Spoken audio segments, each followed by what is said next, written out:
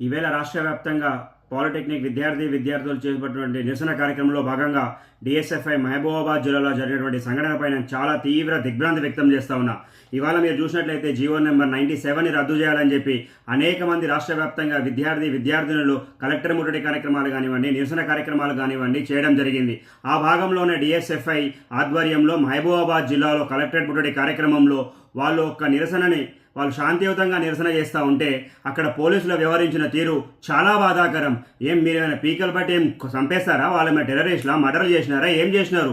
వాళ్ళు ఇవాళ విద్యార్థులు రేపలు భారతదేశానికి భవిష్యత్తు వాళ్ళందరూ. అలాంటి వాళ్ళను మీరు ఆ విధంగా ట్రీట్ చేస్తారా? ఇమ్మీడియట్గా పోలీస్ ఇన్ఛార్జ్లు కానివ్వండి, ఎస్పీ కానివ్వండి, ఐజీలు కానివ్వండి, డీజీపీలు కానివ్వండి, ఇమ్మీడియట్గా కన్సర్న్డ్ సిఐఓ మరి ఎస్ఐఓ ఎవరు ఆ విధంగా చేసినారో ఎంక్వైరీ చేసి కఠిన చర్యలు తీసుకోవాలా.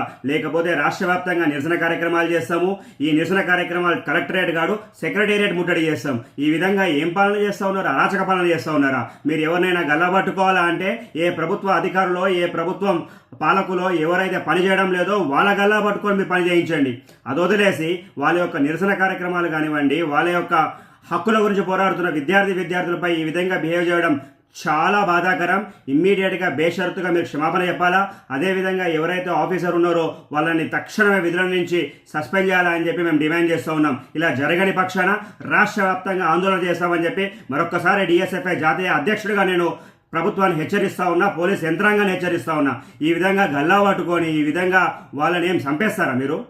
చంపేస్తారా చెప్పండి. మేమందరం కూడా వస్తాం. రేపు పొద్దున మహబూబాబాద్ పోలీస్ స్టేషన్కి మేమందరం కూడా వస్తాము. మమ్మల్ని కూడా గల్లా పట్టుకొని మమ్మల్ని కూడా లోపడేయండి, మమ్మల్ని కూడా చంపేయండి.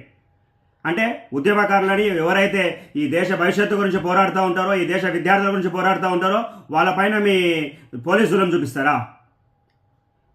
రాజకీయ నాయకులపైన చూపించండి. ఎవరైతే 11,000 కోట్ల సబ్సిడీ ఫీజ్ రియంబర్స్మెంట్ ఇవ్వలేదో వాళ్ళపైన చూపించండి. ఏ విద్యార్థులకి మౌలిక సదుపాయాలు వేయలేదో వాళ్ళపైన చూపించండి. మా పైన ఈ విధంగా బిహేవ్ చేసినందుకు దీన్ని చాలా తీవ్రంగా ఖండిస్తూ ఉన్నాము.